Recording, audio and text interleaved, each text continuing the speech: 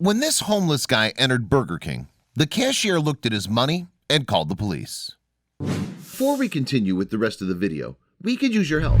Click that like button to help spread the word about Watch JoJo, and also be sure to subscribe and click the notification bell so you don't miss our future videos. Emery Ellis, an African-American homeless man, walked into a Burger King in Philadelphia, Pennsylvania, expecting to buy breakfast with the small amount of cash he had. He never imagined such a decision would lead him to prison. Now his legal representative has explained the impact the incident had on his life. On the morning of November 2015, Ellis handed the staff member a $10 bill to pay for his order. However, the worker denied him the meal. What's more, they refused to give him back the cash and told him to leave the restaurant. The cashier accused Ellis of handing them a forged $10 bill. He had no more money and he argued his case. It soon became clear the staff member wouldn't be swayed, but Ellis refused to leave the restaurant. Soon after, staff called the police. The police arrived at the Burger King and arrested Ellis. Soon after, they charged him with forgery of a banknote. This is a serious offense. If found guilty, the accused could end up with a life sentence in jail. To make matters worse, the arrest had broken the terms of Ellis's probation for a previous unrelated crime. And as a result, police sent him to jail with no option of bail. He remained there for 3 months, according to Mother Jones.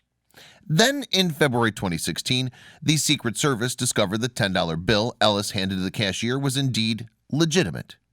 The homeless man had not committed any crime.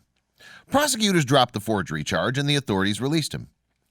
It's important to understand that it's not a crime to unknowingly pass on a counterfeit bill. In order for it to be judged as a criminal offense, an intent to defraud the seller must be proven. Still, Ellis had been arrested without even accidentally passing on a bogus note. Following the incident, Ellis has launched a lawsuit against Burger King, seeking damages of $950,000. His case states that he suffered discrimination because of his skin color and financial circumstances. Ellis's legal complaint claims the actions of the Burger King staff member have been motivated by his untidy appearance. He's seeking compensation for his 3 months spent in jail, damages for defamation, and violation of his civil rights.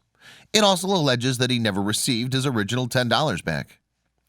Ellis's white attorney, Justin Dreschler, said he doubted such an incident would have taken place if a Caucasian man dressed in a suit had handed over the bill. A person like me would have gotten an apology, but a person like Ellis somehow finds his way in handcuffs for trying to pay for his breakfast with real money, he told the Associated Press. Ellis's legal action elaborates on the trauma he suffered as a result of his jail time. It states he suffered from mental illnesses such as depression and anxiety. It also argues that he experienced public humiliation and emotional distress as a result of the incident. Ellis's lawyer, Dreschler, argued that his client's homelessness shouldn't have a bearing on his compensation. He told Mother Jones, "When you negotiate with these companies, they'll say, well, he didn't lose any wages. He lost his goddamn freedom. Do you think the wages mean anything?" Burger King Corporation told the Daily Mail that it has zero tolerance policy for any kind of discrimination. However, it said that it couldn't comment on any individual elements of the case. The franchise, Two Guys Food, is responsible for the training of its employees and any legal matters regarding its locations. Dreschler told Mother Jones that Two Guys Food offered a $10,000 out-of-court settlement to Ellis. However, they decided the amount to not be sufficient. The lawyer called it a nuisance money offer. He told the website, "Acts of discrimination, subtle and not so subtle, happen every day, and most of them don't see the light of day because most of them don't result in any consequences." The case is about more than money, Dreschler said. He feels the need to discourage this sort of behavior from other corporations. He told Mother Jones, "If Ellis was in it for a quick buck, he would have just taken the 10 grand. How many homeless people do you know that would turn down that money?" Finer details of the incident will surely emerge once the court case takes place. But it's already reignited the debate surrounding the treatment of ethnic minorities by individuals and international brands. The topic then reignited in April 2018 when 2 African-American men were arrested in a Philadelphia Starbucks. Staff had called the police and accused the pair of trespassing as they hadn't ordered anything. The men, Dante Robinson and Rashawn Nelson, argued that they'd been simply waiting for a friend. The subsequent arrests of Robinson and Nelson led to accusations of racism, a protest outside the cafe, and ultimately an apology from Starbucks CEO Kevin Johnson. The two individuals settled the lawsuit out of court.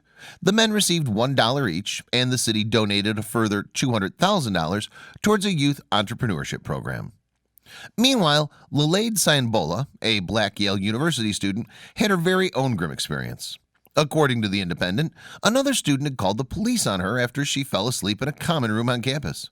She reported Sayambola as being unauthorized to be in the room, and police questioned her for 15 minutes. They later determined she could legally be in the building.